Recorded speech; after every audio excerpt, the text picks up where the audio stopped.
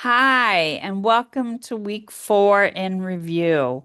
So, I wanted to share my summary of your week 4 participation tasks.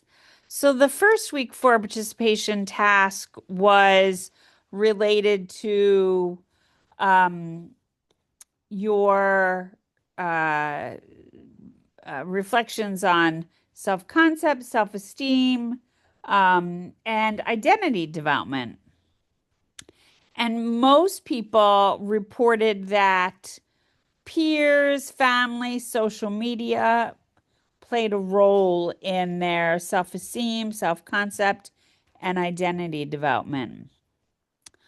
Some people talked about their personality or personal objectives having a part um, uh, in their uh, in their self-concept, self-esteem, and identity development.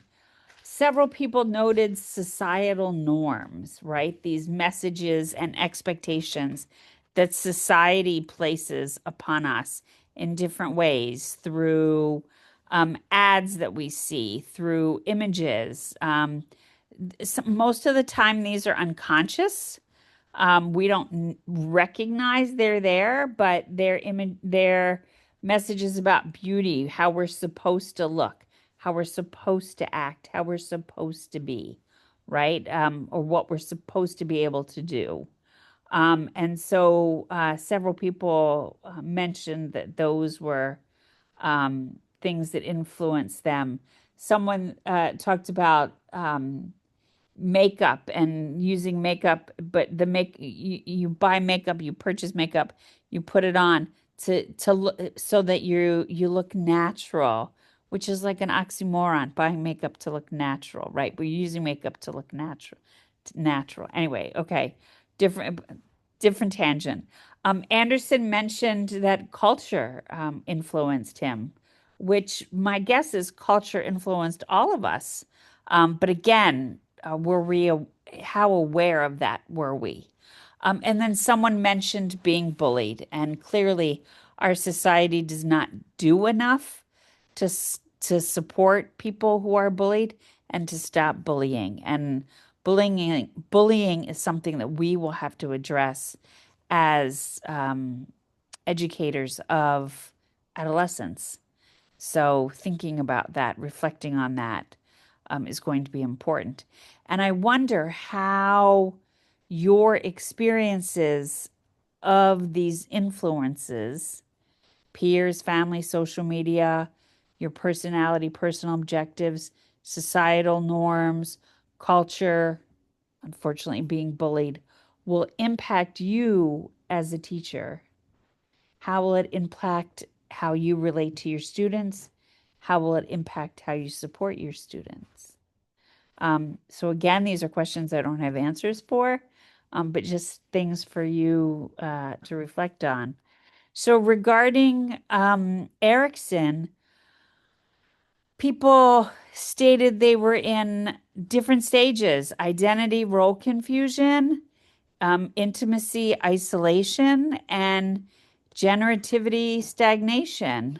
So most people identified their stage based on their age, although a couple people said they were still seeking intimate relationships. And so even though they might have been in a different age group, because they were seeking that, they felt that's where they were. I pointed out in my feedback that generativity also has to do with being part of a family. So once you have um, been in the stage of creating intimate relationships with people, and those don't have to necessarily be sexual relationships. They just have to be close, meaningful relationships with people that are sustained over time. Um, they can be sexual, they don't have to be. During that time, some people find their life partner or a long-term partner, some people don't. And some people don't find their long-term partner until they're in the stage of generativity. And that is okay because that is the time for many people when they're thinking about families and the role of families and their role in families. So there can be some overlap in the in the crises depending on how you're really viewing what you're doing, right? Are you thinking about being a productive member of society? Are you thinking about the role of, having a family, finding a partner to start a family, right? That's different than just dating people, meeting people, and forming relationships, right? I mean, there's there's subtleties, nuances, but there are differences. Anyway, that's a whole other deeper conversation we could probably spend a long time on. And then most people in relation to Marsha's statuses said they were in moratorium or identity achievement, which are both very high. Now, I don't want to misspeak on the, see if I can find it here really quickly. Um, both high on the exploration spectrum. So, moratorium and identity achievement are both high exploration. So the exploration is happening or has happened. Um, Moratorium, you just haven't finished making that commitment because I said to several people, basically, it's like you go, and I'm probably aging myself, you know, to me, sneakers or that people kicks people want to buy or Air Jordans. That might be wrong. Maybe there's other sneakers kicks people want to buy. So you go, you want the latest Air Jordans, you wait in line, you get them, you purchase them, you try them on, you wear them, you realize they hurt your feet and you're like, oh no, these aren't good. So then you go back to the store and you've got to start trying on other sneakers, other kicks to see like which is best for my feet, right? We and then you find the ones that fit you and are good for your feet, right? And feel good as opposed to ones that hurt your feet. And that's part of the piece, right? You're both with Erickson and Marsha because they're both about identity development. You're, as a young person, your family of origin helps mold who you are. You align your beliefs, you align your values, you align so much of what you do, your likes, your dislikes, right, with your family of origin. And then as you become a teen, as you enter into adolescence, your family of origin becomes less important in your life and your peer group becomes more important. But you also go through more exploration because you're exposed to more things and your cognitive changes, right? Which we're going to be studying soon. And your moral development changes. We're going to be studying that soon. So with that, you start to develop independence in a different way, and the independence of thought and of identity. And so you're recognizing you, and I don't mean you specifically, but people are recognizing who they are, what their beliefs are, which may be very different from their family of origin. And so, um, you have to go through a process. People have to go through a process of seeing what fits. What are my beliefs? What is important to me? What do I value? Um, who do I want to be? What do I want to be? Career is one element of it, but there's other parts too, right? And so that's the part of identity development. What's important to me? And then, so I hope I have summarized that.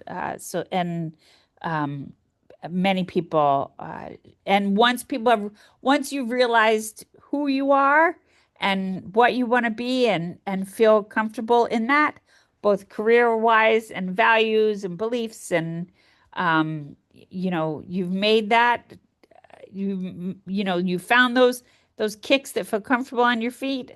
You've tried on all those pairs. Trying on all those pairs, that is moratorium. You're actively engaged in looking for who the shoes that fit you, right? Once you found them, that's identity achievement, right? And I'm giving a very watered down version, but hopefully you're following along. I read all of the participation task number 4, practice observations of Amanda.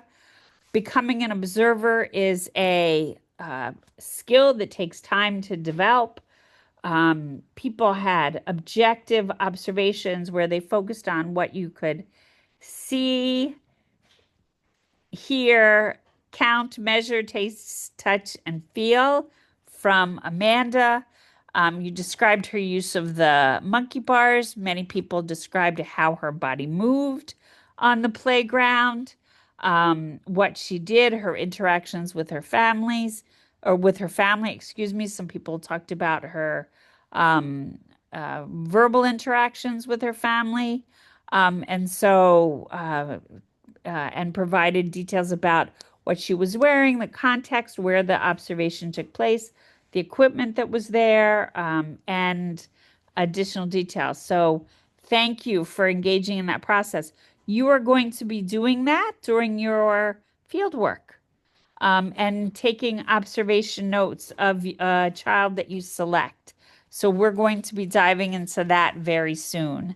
So I have reached out to our 2 partner schools. I am waiting to hear back from them. As you know, this was a little bit of a challenging week with the snowstorm. So I am going to follow up with them on Monday. And we should be starting our fieldwork placements if you need them through me, hopefully next week. So I hope everybody has a great week, rest of the week.